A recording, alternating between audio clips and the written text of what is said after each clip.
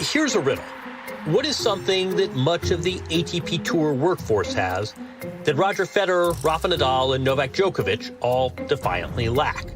Answer: the big three may have a stash of major titles, but many of their colleagues have a stash residing above their upper lip.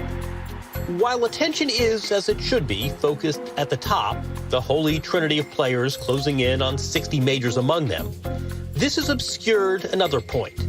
This is a golden age for facial hair in tennis. It comes in all forms, pencil thin and scrub brush thick, ironic and unironic, sometimes riding shotgun with a beard, sometimes not. Stefanos Tsitsipas looks like he was born with a 5 o'clock shadow. In 2019, he shaved, lost a few matches, and then declared that he feels less of a player when he lacks facial hair.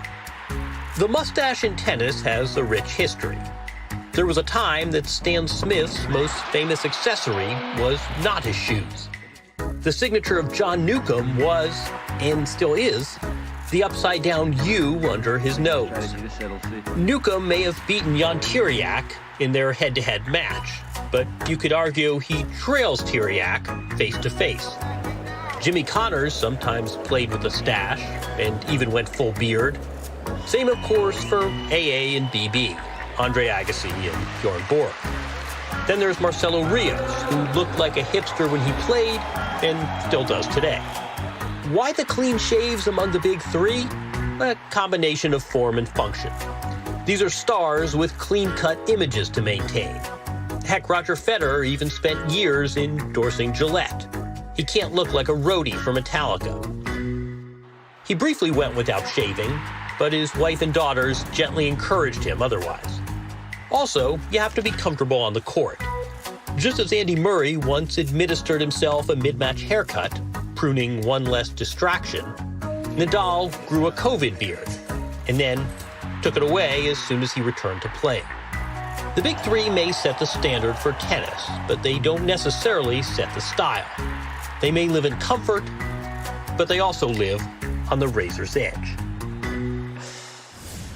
On the razor's edge. So well written there by John Wertheim with that report. So everybody gonna pick their favorite facial hair in the game of tennis. I'm going to start it off, y'all. So I'm going to go with Jan Tiriac. This is the OG stash. I mean, just absolutely luscious. If you got kids, nieces, nephews, you know about the very hungry caterpillar.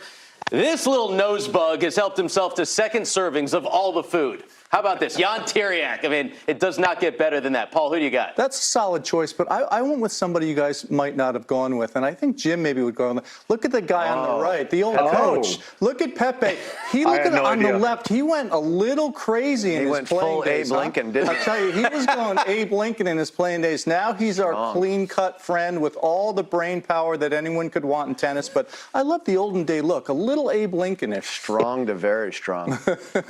Jim, who you got? Oh, I just love Nuke. I mean, for me, Nuke, the classic. And the chest hair was out there, too. I mean, this just, Nuke, the man's man. It was all hanging out there with him. I mean, Nuke is just, he's an icon. The stash is his logo. You know, we got like Leighton Hewitt's logo is this. For Nuke, it's the stash. Andy, bring us home.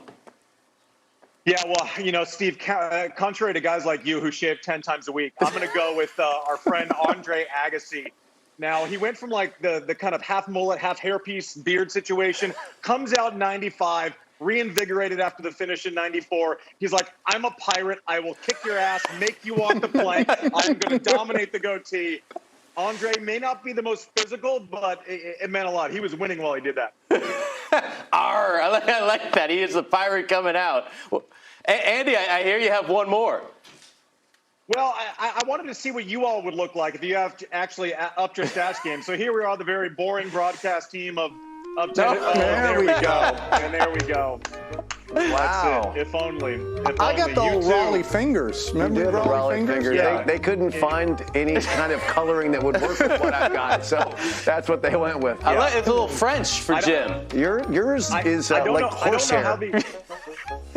Weissman looks like a horsetail. I got to think 2 out of 3 of you can't grow a mustache, so I don't know. And if you weren't sure why we wanted you on the show, it's for stuff like this that is so vital for our tennis community. I'm going to try and make that. I'll start juggling too. It'd be no problem. All right. Well, you know, by Saturday you may have this all filled in, Andy. I mean, you may have the full mustache.